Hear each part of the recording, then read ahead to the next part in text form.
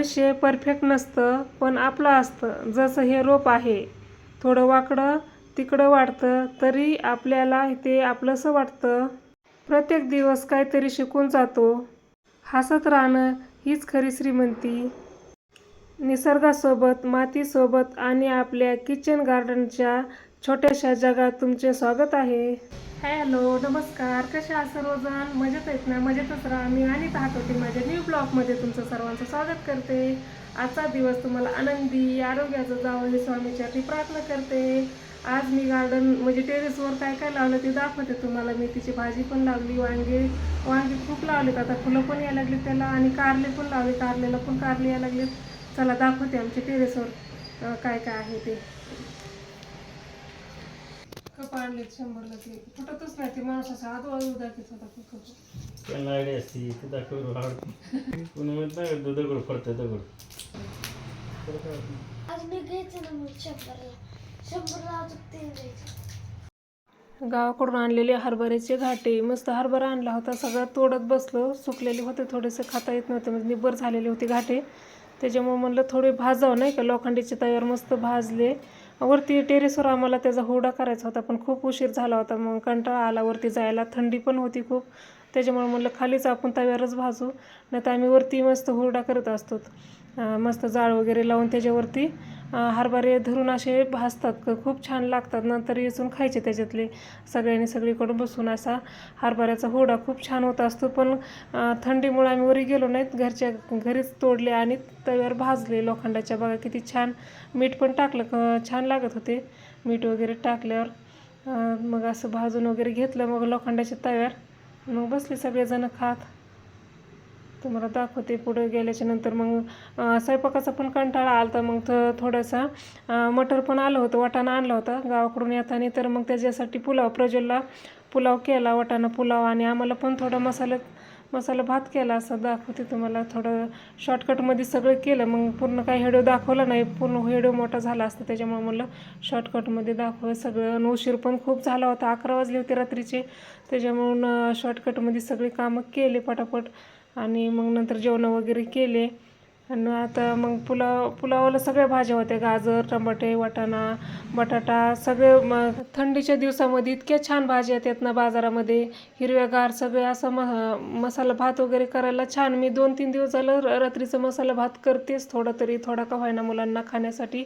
खूप छान लागतं, सगळ्या भाज्या पण पोटात जातात आणि शॉर्टकटमध्ये स्वयंपाक पण होऊन जातो. नंतर मग आलं टेरेसवर. गावाकडून आणले होते आळूच्या पानाचे गड्डे, म्हणजे ते बुडं आणले होते गावाकडून येताना. बघा किती छान असे आळूचे पानं आले. त्यातले पानं पण मी काही काढलेलेत, मोठे मोठे पानं काढले होते. नंतर हे छोटेले पानं आले त्याचे.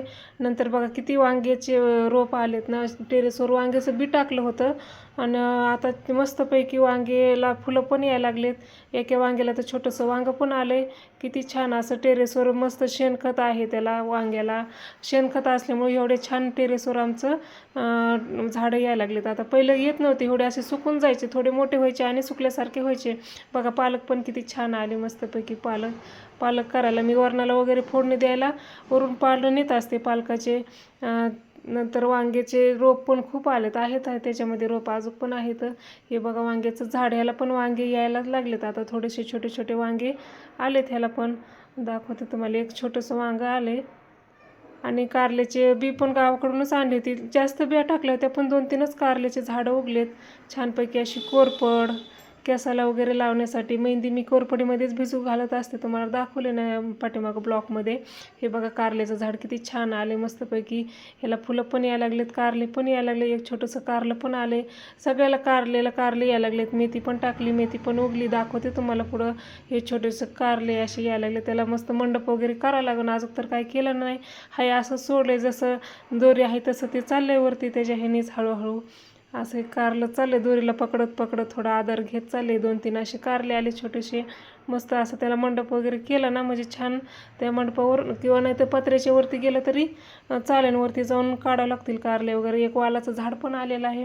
हे मेथीचं बी टाकलं होतं, गावाकडूनच आणलेले सगळे. मेथीचं बी, कारल्याचं बी, वांग्याचं बी सगळं गावाकडून येताना घेऊन आलेले दिवाळीला गेल्याच्या नंतर. हे बघा मेथी पण किती छान उगली. पाण्यात भिजू टाकली होती रात्रभर आणि दुसऱ्या दिवशी सकाळी टाकली ह्याच्यामध्ये आणि 2-3 दिवसांनी अशी वरती मस्त पानं आले ती मेथीचे पूर्ण जेवढी टाकली तेवढी उगली. दिवाळीच्या आधी मी जी टाकली होती का ती एक पण अशी मेथी उगली नाही. नंतर कांदापात बघा सगळं थोडं थोडं सगळ्या वस्तू.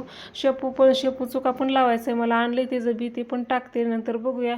आजचं प्रज्वलचं चाललं टाईमपास, स्कूलमधून आला आणि लोळत पडला टी व्ही बघत कार्टून बघत.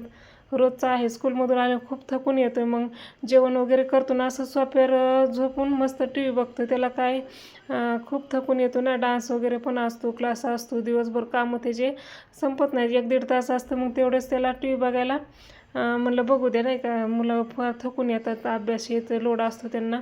मग बघतो 1-1.5 तास असतं त्याला दुपारी टाईम, तेवढ्यात तो बघतो आणि खेळायला पण जातो, सगळे कामं करतो व्यवस्थित टाईम टू टाईम. बसलाय आता टी व्ही बघत. इकडं ते टाईमपास चालला आहे त्याचा, इकडून तिकडं तिकडून इकडं कोण काय करतं त्याला काय घेणं देणं. जेवण बिवण केलं आहे, मस्त अभ्यास पण झाला आहे, एक्झाम पण आले ते एक्झामचा अभ्यास पण आहे खूप. सगळ्या मुलांना पण आता इतका लोड आहे ना अभ्यासाचा, आपल्यालाच कळत नाही त्यांचा अभ्यास एवढा. आता 3री-4थीला एवढ्या मुलाला 10वी-12वी सारखा अभ्यास आहे. इंग्लिश मिडियमच्या मुलाला खूप अभ्यास असतो. हे बघा मेथीची भाजी. हे आता तिसऱ्या दिवसाचा फोटो काढलेला आहे. आता अशी आली अजून 8 दिवसांनी खूप छान अशी हिरवीगार मस्त मेथी येणार आहे, येईल नाही का. खोडून घेतली तरी मस्त भाकरी संग खायला वगैरे छान आहे. आपल्या इथलची बाहेरून आणण्यापेक्षा घरच्या घरी असं टेरेस गार्डन, शेणखत आहे ना गाईचं, त्याच्यामुळं काय काय आवडतं. आता शेपू चुका पण लावायचा, चुका एकदा जर लावलं ना खूप दिवस राहतो. आम्ही पहिलं लावलं होता तर इतके जेवढं काढेल तेवढं परत परत फुटायचं. असं चुक्याची भाजी खूप छान असती. नंतर मग आमचं टेरेस गार्डन तुम्हाला कसं वाटलं ते कमेंट करून सांगा. आजचा ब्लॉग मी इथंच एंड करते, भेटूया पुढच्या ब्लॉगमध्ये. तोपर्यंत बाय बाय.